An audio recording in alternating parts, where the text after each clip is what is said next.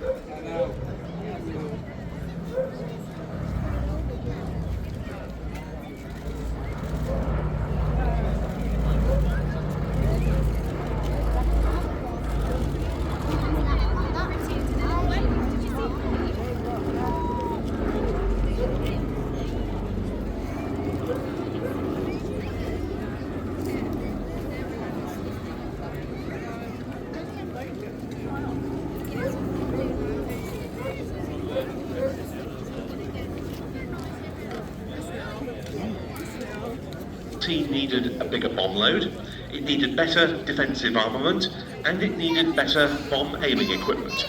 And when the US Army Air Forces began deploying B-17s to Europe in 1942, they had all of that.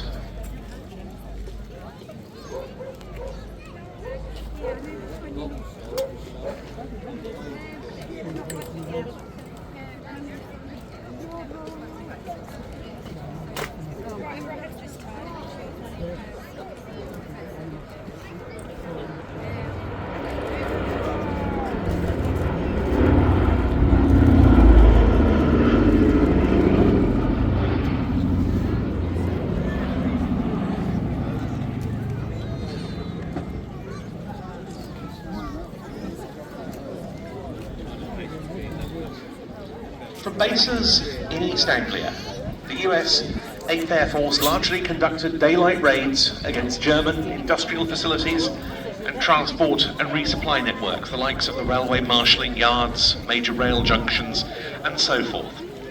This was an aircraft with a legendary degree of survivability. I'm sure many of you have seen some of the photographs of B-17s from the war years that suffered amazing amounts of battle damage, yet still made it home.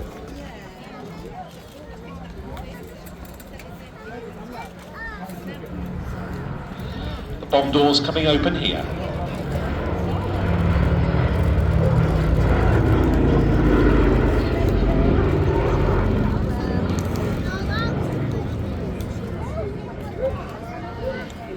But the problem on those daylight raids initially was that there was no suitable escort fighter able to escort them all the way to their targets. For example, in October 1943, no fewer than 77 B-17s were lost either on or after a raid to a German ball-bearing plants in Schweinfurt. But when the Republic P-47 Thunderbolt and the Merlin-engined North American P-51 Mustang came along, they were able to accompany not just the B-17s, but also the consolidated B-24 Liberators deep into Germany, and losses began to decrease, particularly as the Allies started to gain their superiority, though, of course, flak was still a significant danger, even to an aircraft as tough as the B-17.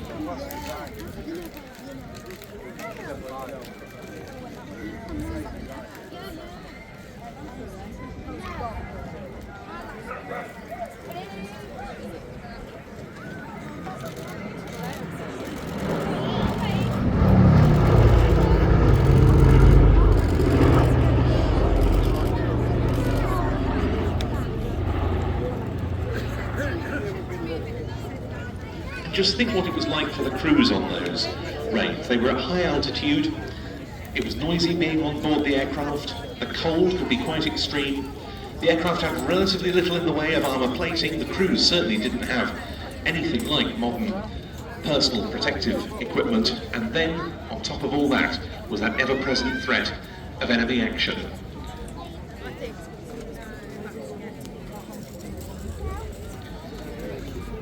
No wonder this aircraft's role as a flying memorial is so important when you consider the level of sacrifice. The 8th Air Force suffered almost half of all the US Army Air Force's casualties of World War II. Its bombers, including B-17s like this, conducted more than 440,000 sorties and dropped 697,000 tons of bombs.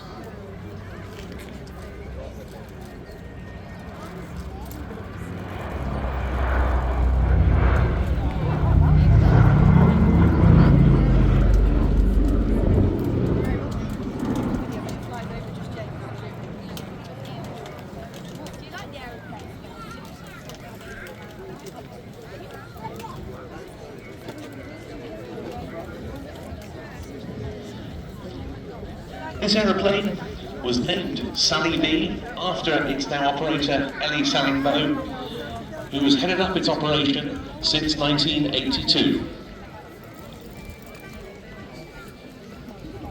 And you'll notice that one of the engine cowlings is painted in a checkerboard yellow and black pattern.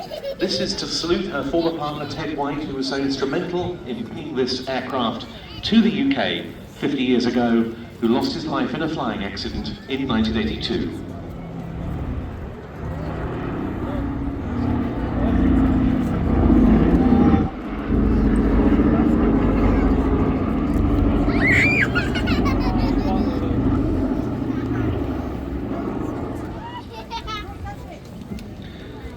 Sally B has many television and film credits to its name, most famously its starring role in 1990's adaptation of William Wyler's wartime documentary film Memphis Belle, in which this was by far the most active of all of the B-17s gathered from the US and France to take part in the production.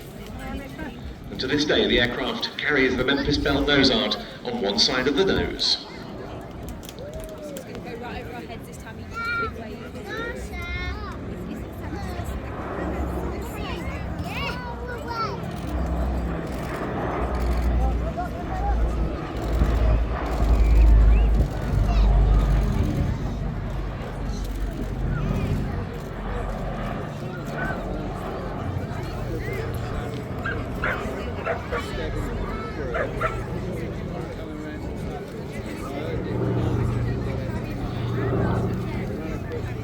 This is nowadays the only airworthy B-17 left in Europe, and is one of only a small handful still flying in the world, which makes it all the more important for it to carry on operating. And to that end, do support the aircraft by joining the Sally B Supporters Club, which you can do by searching for Sally B and finding the operations website. You'll be able to sign up there and do your bit to keep this remarkable aeroplane flying.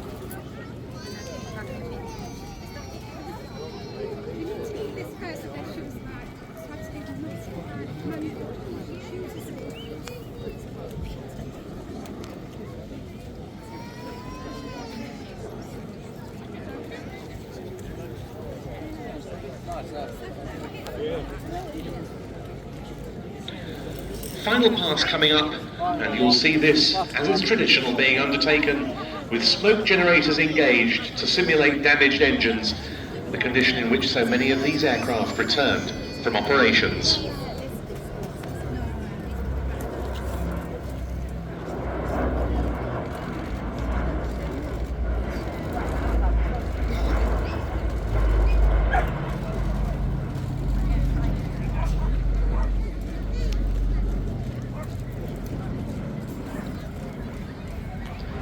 A simply beautiful presentation of the B-17G Flying Fortress Sally B by John Corley and Pete Kinsey.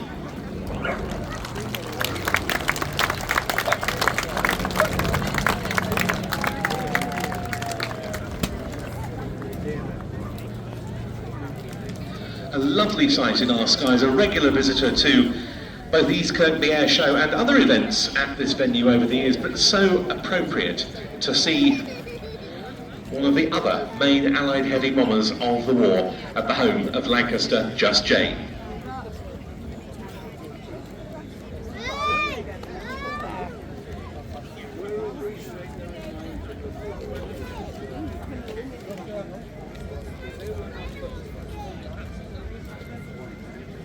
The B-17 then returning to its home base at Duxford. Meantime,